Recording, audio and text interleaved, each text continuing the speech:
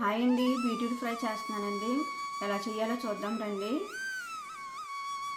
నేను 3 బీట్రూట్ తీసుకున్నానండి.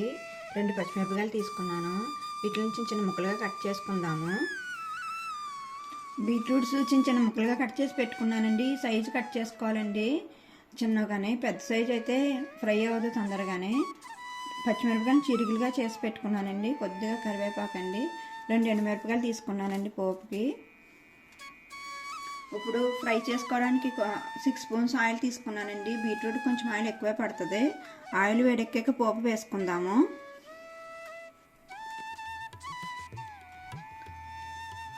కొద్దిగా శనగపప్పు అండి పోపుకి,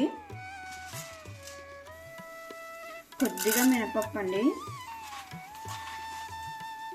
కొద్దిగా జీలకర్ర అండి,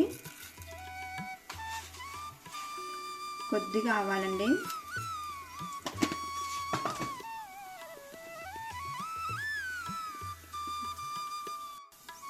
పచ్చిమిరపకాయలు కూడా వేసేసుకుందామండి.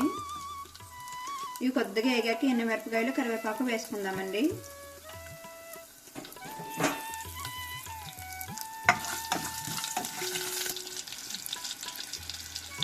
పోపు ఎగిపోయిందండి. ఇప్పుడు కొంచెం కరివేపాకు వేసుకుందామండి. ఎండుమిరపకాయలని ఎండుమిరపకాయలు ముక్కలుగా చేసి వేసుకోండి.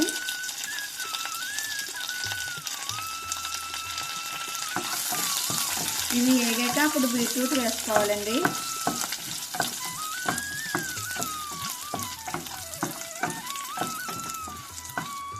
పోపు ఎగిపోయిందండి. ఇప్పుడు బీట్రూట్ ముక్కలు వేసేసుకుందాము.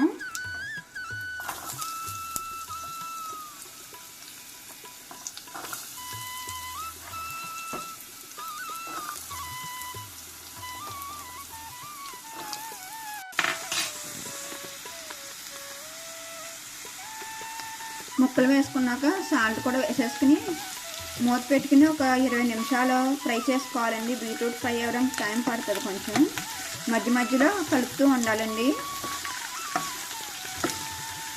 ఇప్పుడు సాల్ట్ వేసుకుందాము.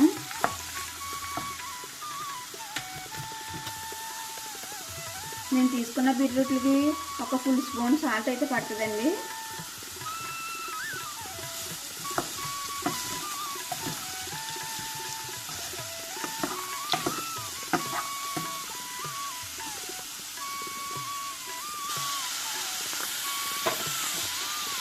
ఇప్పుడు మూత పెట్టేసుకుందామండి. ఒక 20 నిమిషాలు టైం పడుతుందండి ఫ్రై అవ్వడానికి. మధ్య మధ్యలో తీసి కలుపుకోవాలి. బీట్రూట్ ఫ్రై అయిపోయిందండి. ఇలాగా మగ్గిపోవాలండి ముక్క.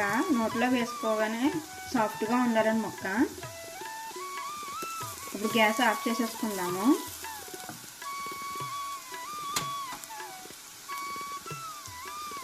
ఈ వీడియో కానీ మీకు నచ్చినట్టయితే ప్లీజ్ లైక్, షేర్, సబ్స్క్రైబ్ చేసుకోండి.